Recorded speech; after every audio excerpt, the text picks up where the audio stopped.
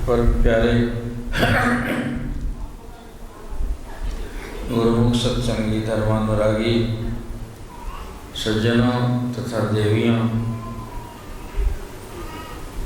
आज अपने गुरुदेव प्रभु के समक्ष इस प्रार्थना भवन में, मंदिर में आप बैठ के इतनी रात में घर बार छोड़कर आए हैं और कीर्तन कर रहे हैं। ये कलिकाल के लिए एक चुनौती है। सब कुछ में तरक्की हो रही है, दुनिया में शिक्षा बढ़ रही है, अस्पताल बढ़ रहे हैं और सब चीज़ों की बढ़ोतरी सरकार कर रही है, लेकिन इस तरह के प्रार्थना भवन की बढ़ोतरी नहीं कोई कर रहा। और यह सभी संसार के तापों को दूर करने के लिए भगवान का कीर्तन और सत्संग की नितांत आवश्यकता है। ये सारी हमारी आधुनिक सभ्यता ने हमें सब कुछ दिया और सब कुछ में बढ़ाया, लेकिन एक चीज़ घट गया। लोग जो बैठ बैठ के देहातों में भी पहले कीर्तन किया करते थे, वह कीर्तन छूट गया। आप आज आए हैं, लोगों से सुना जा रहा है कि आज मेरा जन्मदिन है। मैं तो ये कहता हूँ कि 3 बार तो जन्मदिन मना चुके हैं और न जाने 2-4 बार और जगह कहीं मनाना होगा। ऐसा कोई होता होगा कि जिनका जन्म 5 दिन हो जाए, एक ही दिन तो जन्मेगा कोई। अभी 4 को जन्मा था जमुई में, 3 को जन्मा था और आगे अब यहाँ जन्मा हूँ, पता नहीं और कितनी बार जन्मेंगे। और फिर बधाइयाँ लोग फ़ोन पे कह रहे हैं कि जन्मदिन मुबारक हो, या आशीर्वाद मुझे दिया जा रहा है, मुबारक हो। छोटे को बड़े लोग दिया करते हैं, तो अर्थ तो व्यक्ति समझता नहीं है और मुझे मुबारकबाद देते हैं, मतलब कि आपका जन्म लेना सार्थक हो। अच्छा है, इतने लोगों की शुभकामना हो कि मेरा जन्म सार्थक हो जाए, और वो सार्थक इस माने में कि इसका प्रत्येक सांस गुरुदेव प्रभु के चरणों में इस भगवान की पसारा जो ये प्रकल्प है उनका, सत्संग के ज्ञान के विस्तार का, प्रेम के विस्तार का, क्या ये संतों की ही करामात नहीं है?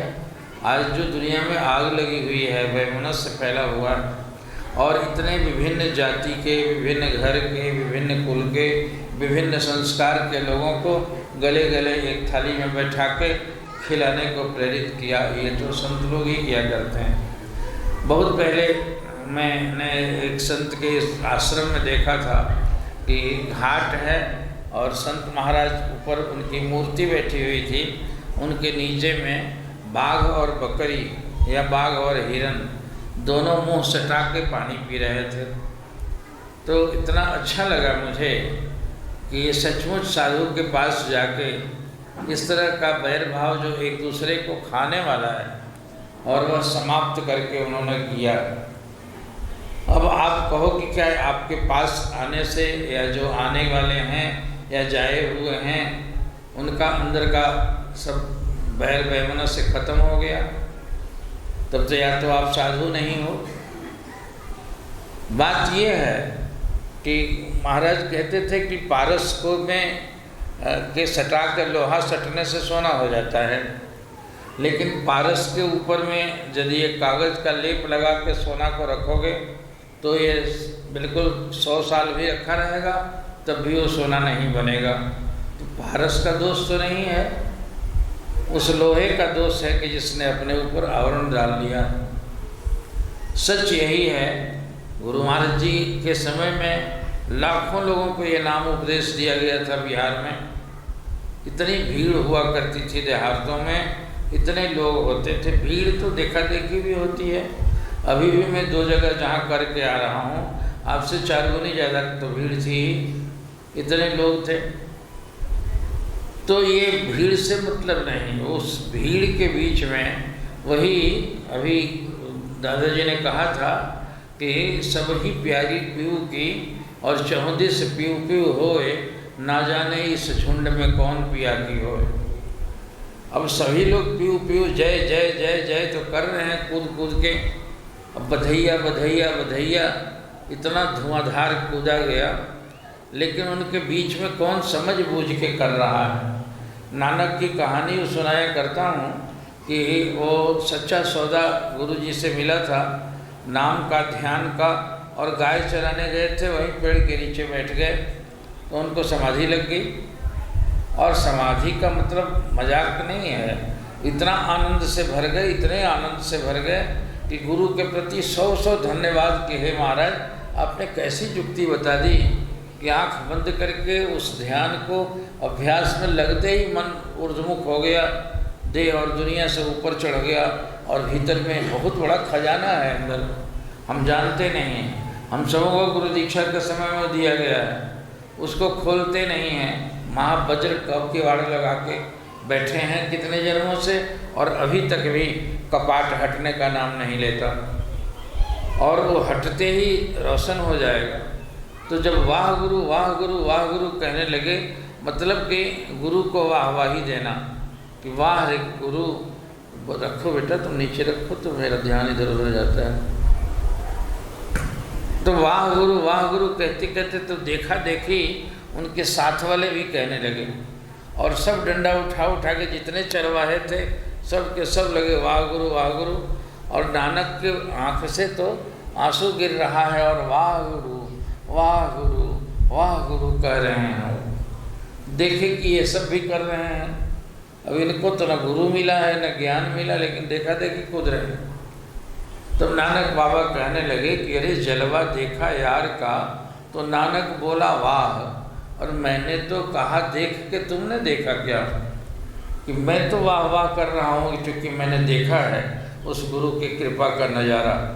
वो बरिया के बेटे थे, सौदा करने गए थे, और सौदा करने वाले गुरु को कुल दक्षिणा में देके और गुरु मंत्र लेके आ गए।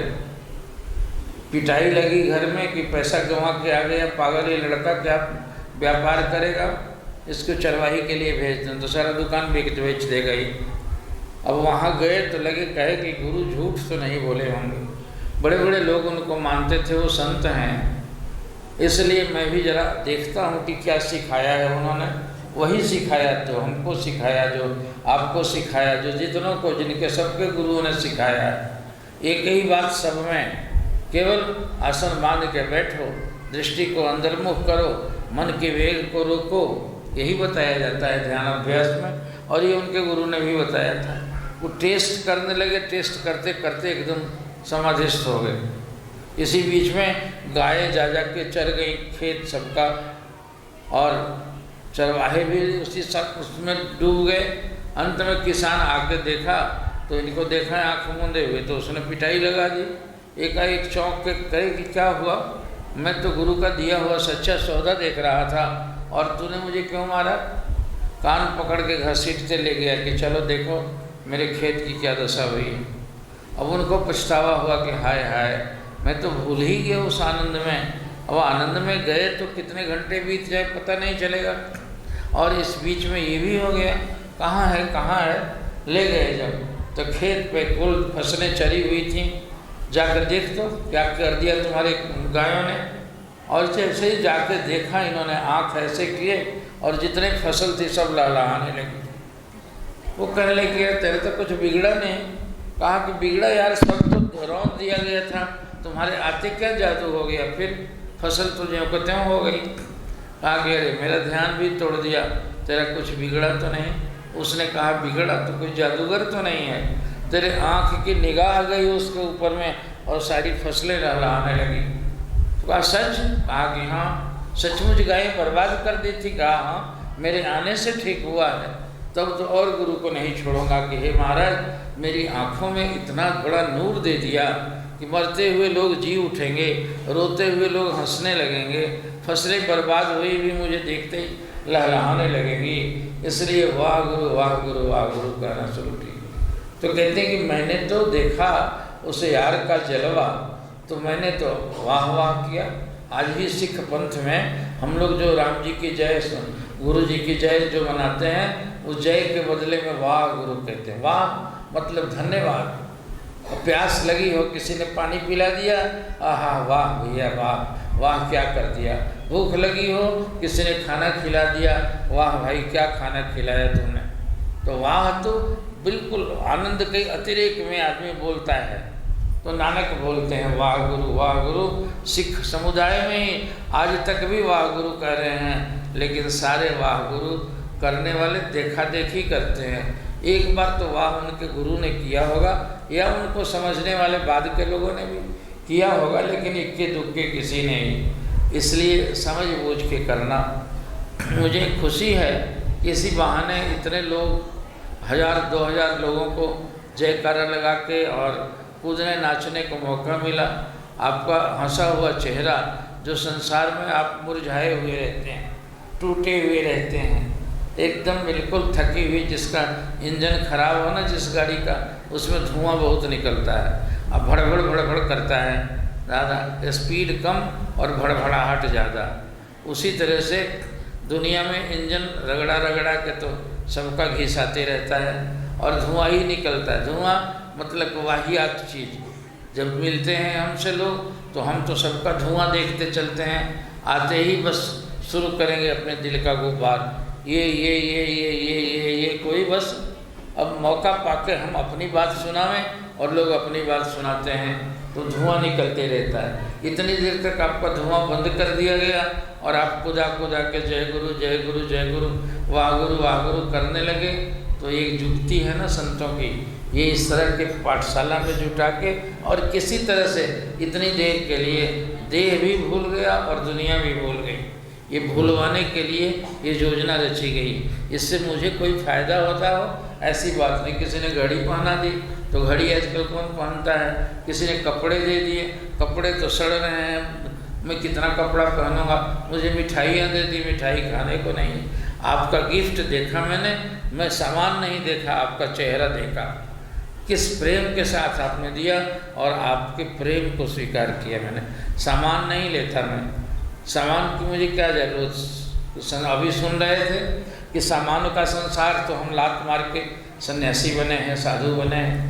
बहुत सामान दुनिया में, आप सब सामान ही तो इकट्ठे करते हो सुबह से शाम तक। सामान सामान सामान, बाजार गए कोई चीज़ ले आए, सुबह गए कुछ ले आए, शाम गए कुछ ले आए। जब से बड़े हुए हो तब से सामान जोड़ ही रहे हो और अंतिम दिन तक जोड़ते रहोगे। और मैंने तो संसार जोड़ना छोड़ दिया, ठोकर मार दिया है। सामान छोड़ा तो इन सामानों को मुझे चढ़ा कर कैसे करोगे। मुझे खुशी इस बात की होती, काश मुझे समझते। और मैं ढूंढता हूँ दिन भर, आपने मुझे मान खूब दिया आज या कितने दिनों से देते हैं। ये तो मैं अपनी कृपा मनवाता हूँ अपने ठाकुर को कि उन्होंने इसके लायक बना दिया कि यहाँ बैठा दिया है, उन्होंने हाथ पकड़ के बिठाया है, मैं अपने से नहीं बैठा हूँ। और उन्होंने बिठा दिया तो आप इतने लोगों को खुश करता हूँ, आनंदित करता हूँ। इतना ही लाभ मुझे मिला और दिन भर आप मुझे मान देते रहे। मैं ढूंढता हूँ अपने आप में कि इस मान के काबिल हूँ मैं और लोगों से कुछ भिन्न हूँ, ये नहीं जानता, अपने आप में खोया हुआ हूँ। बड़े बड़े संत और बड़े बड़े लोगों की आज वाहवाहियाँ हो रही हैं। मुझे लगता है कि पता नहीं मैं किस कैटेगरी का हूँ या दुनिया के इतने संतों की कैटेगरी में मैं कहाँ तक पहुँचा हूँ। साधु बनने के लिए पहुँचा तो था, ये भेष पहना के मुझे क्या क्या बनाया गया।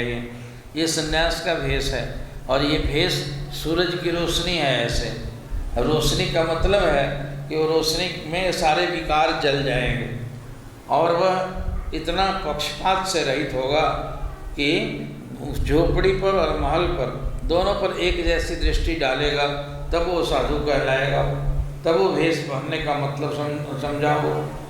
तो मैं अपने आप में देखता हूँ कि मैं निष्पक्ष हूँ, द्वंद्व खत्म हो गया है मेरे। जहाँ तक बुद्धि है सद्गुरु की सेवा से, जहाँ तक विवेक जागृत हुआ है, उतनी देर तक ढूंढ ढूंढ के देखता हूँ। अभी उस बच्चे ने सुनाया कि मैं गुरुदेव की सेवा में था और उनका भोजन सामने आया तो मन तो बेईमान है, ये इंद्रियों से नहीं मन भी ग्रहण करता है, ये विषयों का राजा है, वो रावण बना हुआ।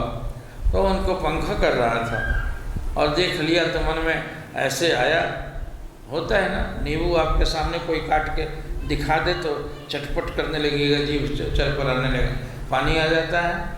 खाने की चीज़ अच्छी यदि हो तो चटनी आपको देखा दे, अचार देखा दे तो जीभ में देखिए, ईमानदारी से बोलिए पानी जरूर आ जाए। इसका नाम लेते ही चटनी का मुंह में पानी आने लगता है। तो आया, लेकिन अब गुरुदेव के मंदिर में हो तुम और उनके सामने मन से तो तुमने जूठा कर दिया, और जाके मैंने खूब पिटाई की अपने आप। साधु को की दृष्टि क्या, गुरु महाराज जी कहते थे कि ये सभी जानते हैं कि मैंने चाखा राम रस पत्नी के उपदेश।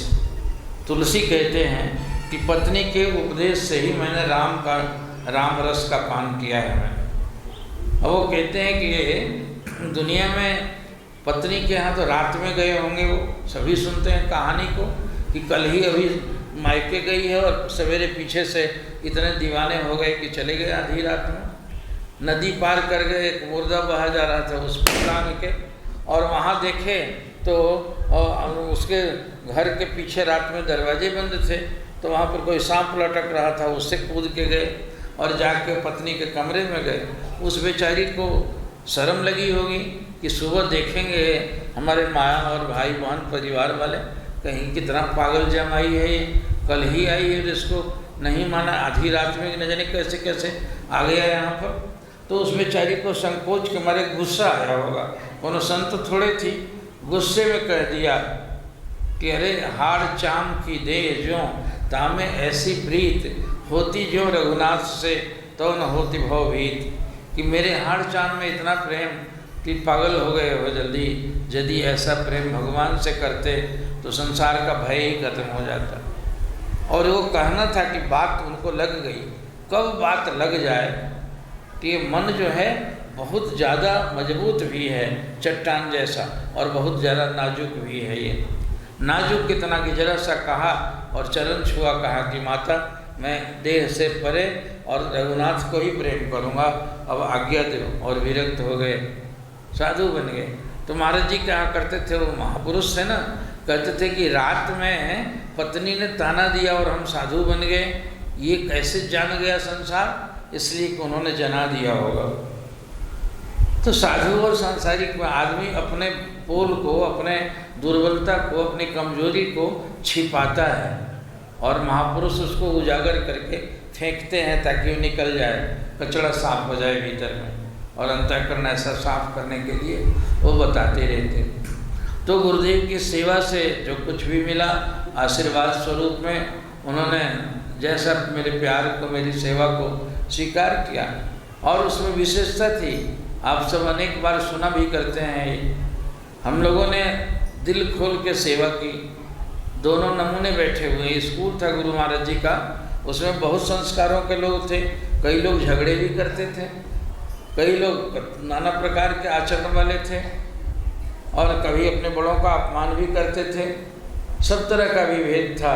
लेकिन हम लोगों ने किसी में किसी का झगड़ा ही नहीं हुआ, और न किसी से झगड़े, कारण कि वो क्यों झगड़ेगा, यदि करने वाला ये करे कि वो तुम करो, ये हम करेंगे, हम दिन भर करते रहें और तुम इतना ही करोगे, तब तो झगड़ा होगा।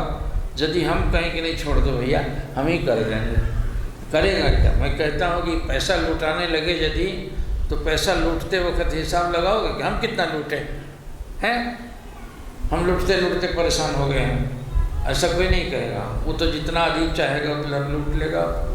तो गुरु घर में ये सिखाया गया कि ये सेवा है, और उस सेवा को की हम लोगों ने।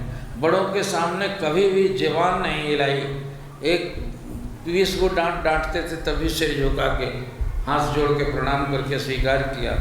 अपने गुरु भाइयों से प्रेम करते वक्त ऐसा कि जिस गुरु भाई को ज़्यादा सेवा हो, उसको रात में चुपके से जाके उठ के उसका कपड़ा धो के साबुन लगा के और नील दे के टांग देते थे। अपना कपड़ा भले गंदा हो, लोग अपना कपड़ा साफ रखते हैं, कोई करता है ऐसा, दूसरों का कपड़ा भी ले लेके रात रात में सबरी करती थी। सुना है ना कि जाते वक्त महात्मा लोग कहें कि ये छोटी जाति की है, क्या है, जैसा सुना जाता है। तो रात में उसको संत सेवा के लिए जगह, तो जब महात्मा लोग स्नान करने जाते होते तो उस रास्ते को बहारती थी, और दतवन रख देती थी तोड़ के कि महात्मा लोगों को दिक्कत नहीं होगी। सेवा तो इस तरह से छिप के भी की जाती। गुरु महाराज जी की सेवा के बारे में अभी किताब में छपने जा रहा है, पहले भी छपा हुआ है कि महाराज जी 2 बजे रात में लकड़ी फाड़ रहे थे लंगर का। अब नहली सरकार को पता लगा कि ये खटखट कहाँ हो रहा है, तो उन्होंने किसी महात्मा को भेजा कि देखो इस रात में कौन पागल जैसा कोई काम कर रहा है। वहाँ गए तो देखे कि जाड़े की एकदम थरथर करने वाली रात, और उसमें पसीना से तर-बतर थे हुए मर फाड़े जा रहे थे लकड़ी का मोटा को, और दिया जलाए हुए थे। वो महात्मा देख के हैरान, उसको तो बोली नहीं निकली 2-4 मिनट, तो इनकी आंखें बंद थी और लकड़ी फाड़ रहे थे। उद्यमी आदमी के लिए वो कहानी सुनाता हूँ कि कोई गया एक महात्मा के पास कि हमको दीक्षा दे दीजिए। कहे दीक्षा के लिए परीक्षा भी होगी।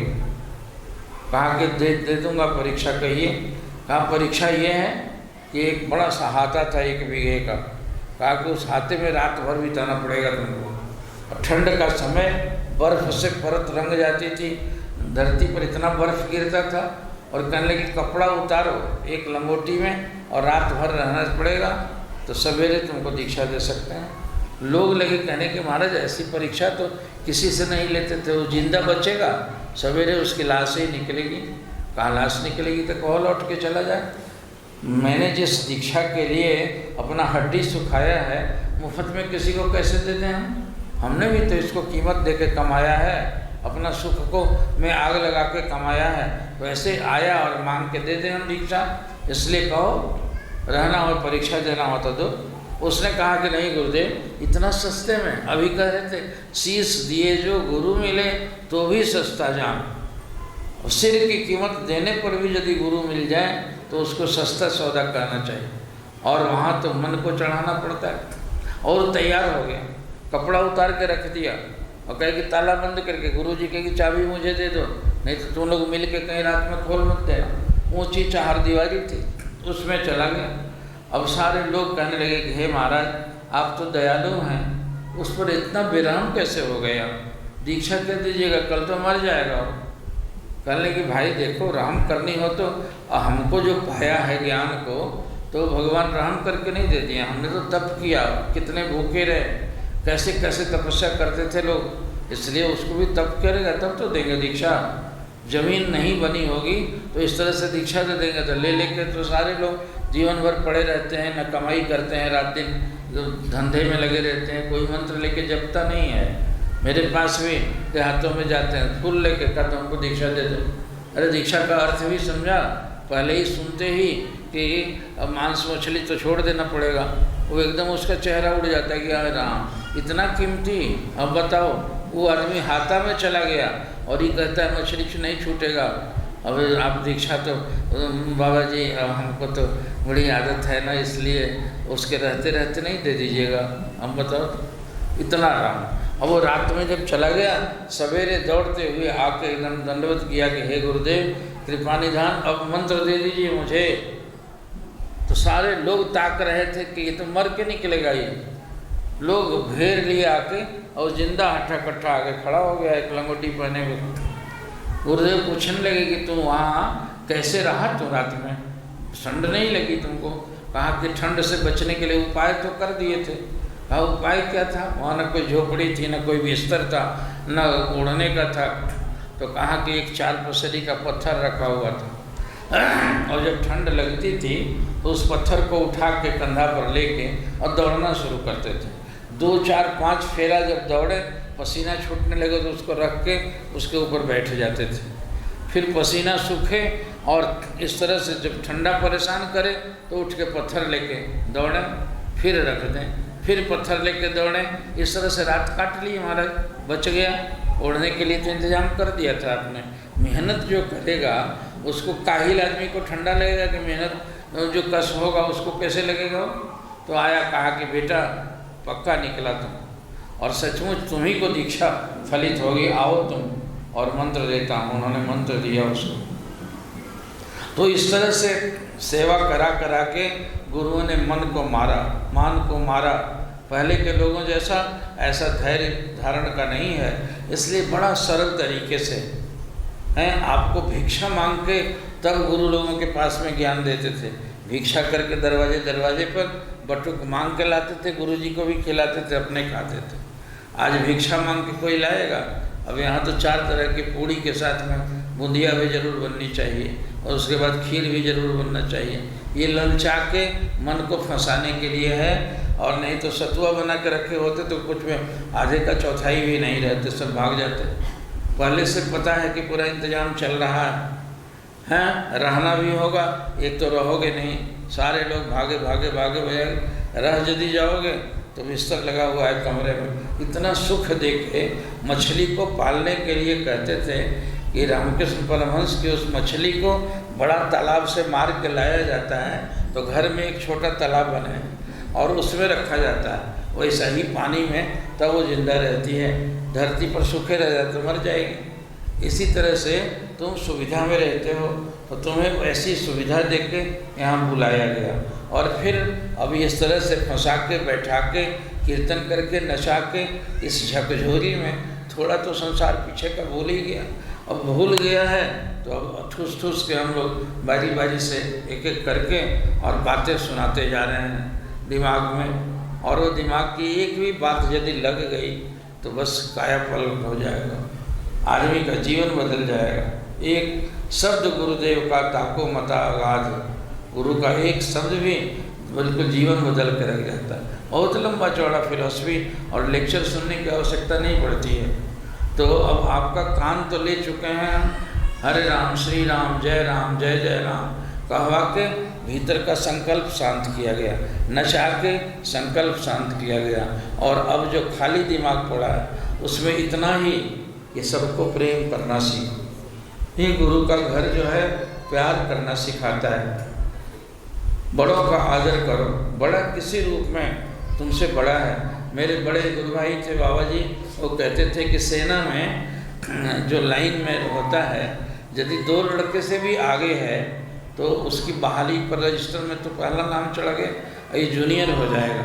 फिर सेना में जब भी होगा तो यही सैल्यूट उसको करेगा, वो नहीं करेगा। नियम है, तरीका है, इतना डिसिप्लिन है ना। तो इस तरह से जो किसी रूप में बड़ा है, आपसे उम्र का बड़ा है, ज्ञान का विचार का बड़ा है, जिस किसी में बड़ा है उसका आदर करना सीखो, उसको प्यार करो। और हर किसी के प्रति में इस गैरियत की भावना को छोड़ के प्यार करो। तुम्हारे परिवेश में जो कुछ भी प्यार, अपने बच्चे को तो करते हैं, दूसरे के बच्चों को भी माता लोग कभी दुलार दिया करो, लेके गोद में उसको खिलाओ। जैसे अपने बाबू का मुँह पोंछती हो उसको भी पोंछा करो। तो पड़ोसी लोग कहेंगे कि अरे वो तो देवी है कि है, कितना दिल बड़ा है उसका। विनोबा की कहानी सुनाते हैं ना कि विनोबा जी की माँ के लिए अपने सुनाते थे कि हमको संत तो हमारी माँ ने बनाया। बचपन से ऐसी अच्छी अच्छी बातें माता सिखाती थी वो, कि वो एक पड़ोसी ने अपने बच्चे को उनके घर में छोड़ के गई कि हम कहीं जा रहे हैं, यहीं आप ही के लड़के के साथ स्कूल चल जाया करेगा। उन्होंने रख लिया, 8 दिन 10 दिन रहा तो रोज़ उनको बड़ा प्रेम से खिलावे अपने बेटे के साथ साथ में।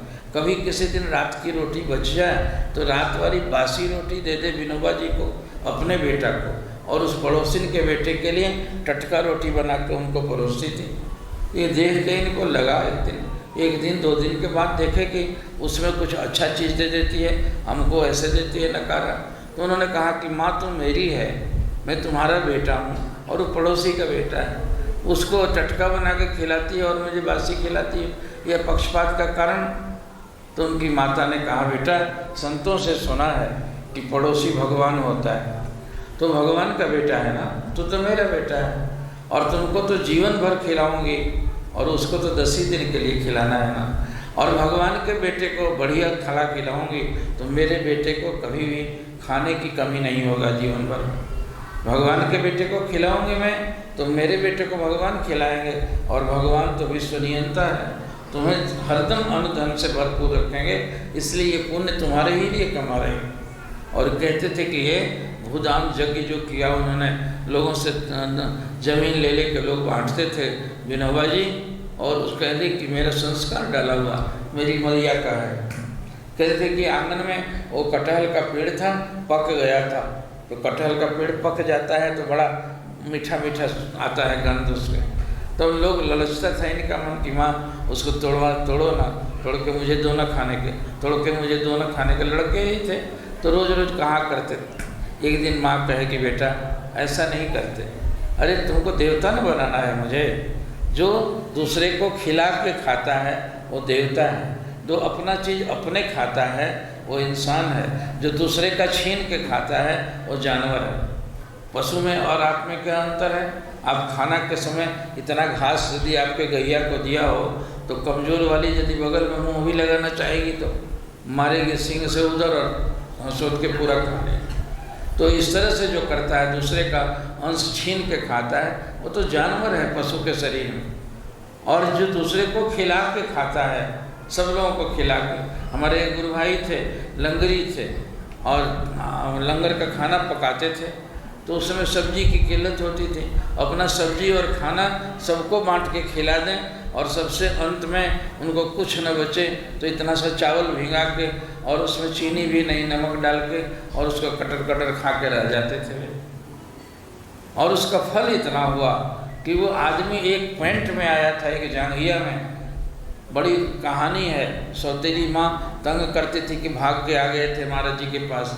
कई कई जगह बेचारे नौकर रहे थे और इतनी गरीबी से पला है आदमी, लेकिन उसका ज़मीर इतना पवित्र था कि सबको खिला के हम खाएं, हम भले भूखे रह जाएं। अपना हिस्सा दूसरे को खिला देता था और वो इतना बड़ा महात्मा बना कि 1 करोड़ का तो आश्रम बना के रख दिया उसने। कोई पढ़ाई लिखाई नहीं, कुछ नहीं, उसकी सच्चाई जो थी उसका इतना फलित हुआ। गुरु के घर में इस तरह की सच्चाई। हम लोग कहते थे कि देखो कृष्ण और सुदामा की कहानी सुने हो ना। लोग जंगल जाने लगे, जब ऋषि के यहाँ रहते थे तो ऋषि माता ने, उनकी गुरु पत्नी ने इन लोगों को जाते वक्त में चावल दे दिया था थोड़ा, भूख लगेगी तो बेटा खा लेना तुम लोग। और वहाँ वो सुदामा जी के पास ही रहा कि वहाँ बांट के खा लेना। ये लोग जब गए तो आंधी आई और तूफान में जहाँ तहाँ जैसे तैसे, तो पेड़ के टहनी पर बैठ के दोनों जने और वर्षा से छिपने के लिए। और उन्होंने क्या किया, भूख लगी थी, सुदामा जी धीरे धीरे खाते खाते और पूरा चावल खा गए। कृष्ण जी भगवान तो जानते थे, कहे कि क्या है, मुँह कैसे तुम्हारा बज रहा है? कहते हैं कि ये बर्फ जो गिरा है ना उसके चलते ठंडक के मारे दांत खटखट कर रहा है। और चुपचाप चबा गए खा के। भगवान तो ये कर गए, लेकिन गुरु भाई थे दोनों, एक गरीब ब्राह्मण थे और एक राजा के बेटे थे। और ऐसा हुआ कि उसी अपराध से उनको दरिद्रता हो गई, दाने दाने के मोहताज हो गए, गरीब हो गए भी। तो हम लोग आपस में कहते थे कि एक गुरु भाई का हिस्सा यदि खा के चुरा के खा लोगे ना तो गरीब हो जाएंगे। और जिस महात्मा की बात करते थे वो अपना हिस्सा दूसरे को खिला के इतना बड़ा अमीर बना कि हम लोगों के पास वो अमीरी नहीं है। अपने गुरु महाराज जी की मूर्ति लगवाया जिनकी आँख में उसने हीरा लगाया है। इतना ज़्यादा बड़ा महात्मा बन गया, एक अक्षर पढ़ा लिखा भी नहीं, केवल महाराज जी के प्रति इतना ऊंचा भाव था। तो इस तरीके से ऐसा करते थे। हम कभी जाएं सासाराम में, कभी काम करने सेवा के लिए कोई काम बस जाते थे, किसी के घर में गए तो आए हैं भगत जी आश्रम के, इसलिए हमको गर्मी का दिन था, साइकिल चला के गए थे, 2 लड्डू दे दिया। और पानी पीने के लिए जैसे जाते हैं हम तो आश्रम के थे और लड्डू मिला। मेरे मन में लगा कि मेरे गुरु भाई वहाँ गर्मी में सेवा करते होंगे और हम यहाँ इनके यहाँ ठंडक में बैठ के लड्डू खाएं, ये चोरी हो जाएगी गुरु भाई के साथ में, और चोरी करेंगे तो हम भी गरीब बन जाएंगे। ये सिखाया गया था, मन पर संस्कार था। तो वहाँ हम लोग इस तरीके से ये करते थे। तो उनको उधर जाके एक चुटकी मुँह में डाल के और उसको छिपा लिया जेब में, और वो आए तो मुँह झूठ कर से चला दिए और पानी पी के मुँह पोंछ लिए। वो समझ गए कि लड्डू खा लिए हैं और वो लेके गए। उस लड्डू में से इतना टुकड़ा अपने 10 गुरु भाई के मुंह में डाल के हमने खिलाया। तब लगा कि हाँ अब ठीक रहा ये। तो खिला के खाना, वो भी गुरु घर में, गुरु भाइयों के साथ में ऐसा करके। आप सब एक दिन के लिए थे ट्रेनिंग लो। मेरे महाराज जी के घर में जाते थे और रात में वो छिप के देखने लगे कि कौन सोया है, किसको बिस्तर नहीं मिला है, और ऐसे ही कंबल किए हुए और सबसे जाके कहते थे कि हम बूढ़े आदमी हैं, ठंड में ठिठुर जाएंगे, भैया जरा जगह दे दो। उधर ही चाहिए, कहाँ जगह दे दो, सिर पर चढ़िएगा क्या, जैसे बोली भाषा है बिहार की। और वैसे कर कर के कमरे में एक नहीं ठहरने दिया, सबने डांट के क्या क्या बोल दिया। बाद में वो जब उनका कंबल हटाया तो गुरु महाराज जी थे, सारे लोग दौड़ के पाँव पड़ने लगे। अरे नालायक, तुम आए थे यहाँ सत्संग करने के लिए, पुण्य कमाने के लिए, ठाठ से खा लिए भरपेट और सो गए। बूढ़ा कोई मर जाए तो मर जाए, एक रात बैठ ही जाते कि बाबा आ जाओ, तुम लेट जाओ, 4 घंटा तुम लेट जाना, 4 घंटा हम लेट जाएंगे। ये नहीं कर सकते थे तुम। अरे तुम सुख के मारे सालों भर तुम्हें सुख की नींद मिलती, लेकिन तूने क्या किया, और उस बूढ़े को निकाल दिया बाहर और उसको नहीं सोने को दिया। तो ये अच्छी बात सीखने के लिए साधु के घर की पाठशाला है, ये यहाँ की शिक्षा है। प्यार करना, आदर करना, बड़े को अपने अनादर सह के दूसरे का आदर देना, अपने दुख सह के दूसरे को सुखी करना, अपने अपमान सह के दूसरे को मान देना, ये शिक्षा की पाठशाला है। हम लोग उसी शिक्षा में पढ़े हुए हैं। इस तरह से गुरु भाइयों के बीच में हमारे भैया बैठे हुए हैं, हमको बुखार लगा था और अब बुखार खूब इतना जोर का था कि मुझे होश नहीं था। जब बुखार लगना था, मैं सवेरे देखा तो मेरे माथे में पट्टी लगाते हैं बुखार उतारने के लिए, तो एक बड़ा नया कपड़ा की पट्टी लगी हुई थी। तो मैंने कहा कि ये कहाँ से आ गया, ये तो नया कपड़ा लगता है, एक भी दिन पहना हुआ नहीं है, नया है नया है। मैं किसी से पूछने लगा तो इनसे पूछा तो चुप रह गए हैं। तो इन्होंने लुंगी खरीदी थी उसी दिन पहनने के लिए, तो उस लुंगी से इतना बित्ता भर जो था पूरा ज़्यादा ही करके लुंगी को चाकू से फाड़ के और मेरे माथे में लटकर लपेट दिए थे। आज भी, आज से 55 साल पुरानी बात याद है कि ये पहना लपेट दिए थे। मैंने पूछा, कहा कि तो दूसरा कपड़ा नहीं मिलता था आपको, उन्होंने लुंगी बर्बाद कर दिए। इनका जवाब था, आज भी वो इसी तरह से छोड़ करते हैं मुझे। तो अब वो खड़ा होंगे तो कहेंगे ना, गिर मत जाइएगा, गिर मत जाइएगा, ऐसा जैसे कोई बच्चा को संभालता हो। तो इस तरह पूछा मैंने, कहने कि आपके माथे पर पुराना कपड़ा लपेटता और उस कपड़ा ज़्यादा कीमती है आपके शरीर से। और उस समय की बात है जब हम लोग विद्यार्थी ही थे, तो इतना प्रेम था आपस में, और भगवान ने तो अब बूढ़ा बना दिया और इस तरह से नहीं गया। तो ये प्रेम की पाठशाला में यही सीखा है गुरु महाराज जी ने। तो मेरे कहने का मतलब घुमा के कि मुझे आके गिफ्ट दे के तुम नाच लो और फिर तुम्हारा हृदय संकुचित नहीं होना चाहिए। हृदय इतना विशाल हो कि सबको घुसा लेने की सामर्थ्य रखो, इतना बड़ा दिल बना के रखो, सुख दो सबको, आदर दो, प्यार दो। और एक मरने के समय तक ये याद रखना कि मैं आज और अभी यदि मर जाऊं तो कोई एक बंदा धरती पर नहीं होना चाहिए जो कहे कि मर गया, नालायक था इसलिए मर गया तो अच्छा हुआ। ये कहने के लिए होगा तो तुम्हारे स्वर्ग की सीढ़ी में खोट पड़ जाएगा। इसीलिए कहते हैं कबीर कि जब तू आया था तब तो तू रोता था। हर बच्चा जन्म लेते वक्त रोता है और पूरे घर भर में शहनाई बजती है, ढोलक बजता है। अब तो जीवन को उलट के रख दे कि दुनिया रोए तुम्हारे जाने के पीछे और तू हंसते हुए चुटकी बजा के, चूँकि भगवान के पास जा रहा हूँ इसलिए हंसते हंसते जाना। और हंसते हंसते कौन जाएगा? जिसने जीवन में किसी को दुखी नहीं किया, जिसका दिल सबको सुखी करने के लिए जो हरदम खुला रहता हो, जितना महान हो, इतना उदार हो, इतना विवेकी हो, विचारमान हो, वह हंसते हुए जाता है कि मैंने जीवन की यात्रा पूरी की और अब चुटकी बजाते हुए जा रहा हूँ। मैंने कोई अपराध नहीं किया, मैंने किसी का दिल नहीं दुखाया, किसी के मान को आहत नहीं किया मैंने। ये मुझे नाज होना चाहिए। ये गुरु के घर की शिक्षा है। यदि मुझे सचमुच मान देते हो, मुझे समझ के यदि देते होगे तो, नहीं तो अमर के बुलाने से आगे लोग निमंत्रण बांट के बेचारा महीने भर से परेशान है। यदि उसको देखा देखी आ गए तो कल जाते जाते वो भी बधाई दे देगा कि वाह हम आए थे तो आप आ गए, उसी से बधाई ले लो।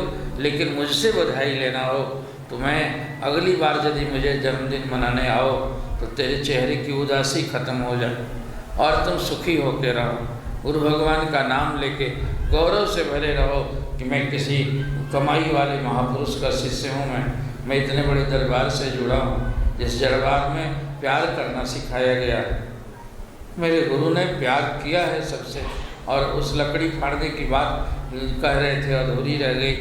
तो गुरु महाराज जी को जब देखे कि ताबड़तोड़ लकड़ी फाड़ रहे हैं, तो महात्मा जब दिया जला रखे थे, जब जैसे ही निगर पड़ी तो कहे कि महाराज आप तो गुरुदेव की सेवा में थे, यहाँ कैसे आ गए? कहा कि महाराज ने ही मुझे कहा है कि जाके देखो कि इस रात में कौन कुछ लगा हुआ है काम में।